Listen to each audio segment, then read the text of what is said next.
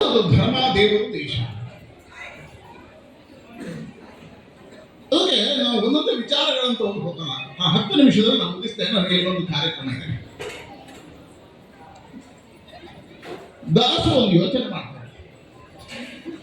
ದಾಸರಿಗೆ ಅನಿಸ್ತೇವೆ ಕಲಿಯುಗದಲ್ಲಿ ಚರ್ಚೆಗಳು ಜಾಸ್ತಿ ಆಗುತ್ತೆ. ಚರ್ಚೆಗಳಲ್ಲಿ ಪ್ರಮುಖವಾಗಿರ್ತಕ್ಕಂಥ ವಿಷಯ ಯಾವುದು ಬರ್ಬೋದು? ಭಗವಂತ ಇದ್ದಾನ ಅನ್ನುವ ಪ್ರಶ್ನೆಗಳು ಬರ್ಬೋದು. ಆ ಪ್ರಶ್ನೆಗೆ ಉತ್ತರವನ್ನ ದಾಸರು ಹುಡುಕ್ತಾರೆ. ನಾ ಬಂದೆ ನೀ ತಂದೆ, ನೀ ಬಂದೆ ನಾ ತಂದೆ. ಬಹಳ ಸುಂದರವಾಗಿ ಇದನ್ನು ವರ್ಣನೆ ಮಾಡ್ತಾರೆ. ಭಗವಂತ ಮೊದಲು ಬಂದನ ಅಥವಾ ಭಕ್ತ ಮೊದಲು ಬಂದನ? ಭಗವಂತ ಭಕ್ತನನ್ನ ಸೃಷ್ಟಿ ಮಾಡಿದನ ಅಥವಾ ಭಕ್ತ ಭಗವಂತನನ್ನ ಸೃಷ್ಟಿ ಮಾಡಿದನ ಅನ್ನುವಂಥ ಜಿಜ್ಞಾಸೆಯಿಂದ ನಮ್ಮ ಮುಂದಿರ್ತಾರೆ. ಅದೇ ದಾಸರ ಉಲ್ಲೇಖವನ್ನು ಮಾಡ್ತಾ ಹೋಗ್ತಾರೆ. ಭಗವಂತನಿಂದ ಭಕ್ತ ನಿರ್ಮಾಣ ಆದ, ಭಕ್ತನ ಭಕ್ತಿಯ ಮುಖಾಂತರವಾಗಿ ಭಗವಂತ ನಿರ್ಮಾಣ ಆದ. ಹಾಗಾಗಿ ಭಗವಂತ ಮತ್ತು ಭಕ್ತ ಅದು ಎರಡು ಆತ್ಮಗಳು ಒಂದೇ.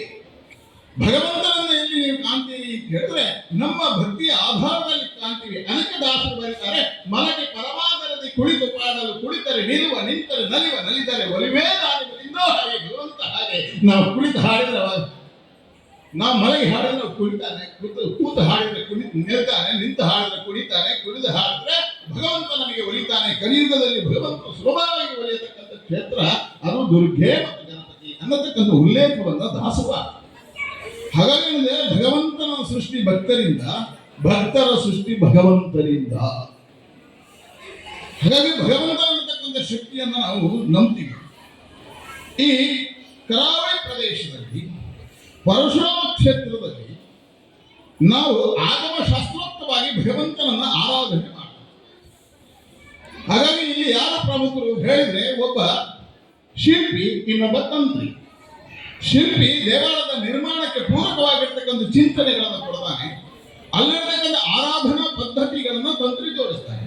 ಹಾಗಾಗಿ ಶಿಲ್ಪಿ ಮತ್ತು ತಂತ್ರಿಗಳು ಪ್ರಮುಖವಾಗಿರ್ತಕ್ಕಂಥ ಆಧಾರದಲ್ಲಿ ನಮ್ಮ ನಂಬಿಕೆಗಳು ಆಗಮಶಾಸ್ತ್ರೋಕ್ತವಾಗಿ ಬರ್ತವೆ.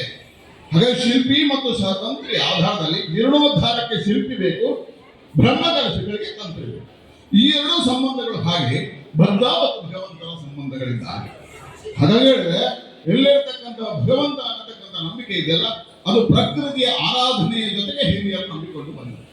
ನಮ್ಮ ಋಷಿಮುನಿಗಳು ಸುಳ್ಳಾಗಿ ದೇವರನ್ನ ನಂಬಲಿಲ್ಲ, ಮೌಢ್ಯದಿಂದ ನಂಬಿಲ್ಲ. ಮೌಢ್ಯ ಅಲ್ಲ, ನಮ್ಮ ಮೂಢನಂಬಿಕೆ ಅಲ್ಲ, ನಮ್ಮ ಮೂಲ ನಂಬಿಕೆಯ ಚಿಂತನೆಯಲ್ಲಿ ನಮ್ಮ ಹಿರಿಯರು ದೇವರನ್ನ ನಂಬಿದರು. ಹಾಗಾಗಿ ವಿಜ್ಞಾನದ ಸತ್ಯವನ್ನ ಆಧ್ಯಾತ್ಮದ ಬೆಳಕಿನ ಮುಖಾಂತರ ನಮಗೆ ಭಗವಂತನ ಚಿಂತನೆಯನ್ನು ನಮ್ಮ ಹಿರಿಯರು ಕೊಟ್ಟರು. ಅದು ಯಾವುದು? ವಿಜ್ಞಾನ. ವಿಜ್ಞಾನ ಮನುಷ್ಯನ ನಾಶಕ್ಕೆ ಪೂರಕ ಆಗುತ್ತೆ. ವಿಜ್ಞಾನಕ್ಕೆ ಕಡಿವಾಣಗಳಿಲ್ಲ. ಆ ವಿಜ್ಞಾನಕ್ಕೆ ಕಡಿವಾಣವನ್ನು ಆಧ್ಯಾತ್ಮದ ಮುಖಾಂತರವಾಗಿ ನಮ್ಮ ಹಿರಿಯರು ಜೋಡಿಸಿದರು. ನಮ್ಮ ಹಿರಿಯರು ವಿಜ್ಞಾನದ ಸತ್ಯವನ್ನ ಆಧ್ಯಾತ್ಮದ ಬೆಳಕಿನ ಮುಖಾಂತರ ಕೊಟ್ಟರು. ನಿಮಗೆ ಭಗವಂತನನ್ನ ಕಾಣುವಂತ ಒಂದು ಶಕ್ತಿ ಭಾರತದಲ್ಲಿ ಎಷ್ಟು ಪವಿತ್ರ ಅನ್ನತಕ್ಕಂಥದ್ದು. ಇವತ್ತು ನಾವು ಇಲ್ಲಿದ್ದೇವೆ, ನಾವು ಹಿಂದೂಗಳು, ನಮ್ಮ ದೇವರನ್ನು ನಂಬ್ತೀವಿ. ನಾವು ದೇವರನ್ನು ನಂಬ್ತೀವಿ. ಹೇಗೆ ನಂಬ್ತೀವಿ? ನಮ್ಮ ಆಧ್ಯಾತ್ಮ ಚಿಂತನೆಗಳು ಹೇಗಿದ್ದಾವೆ?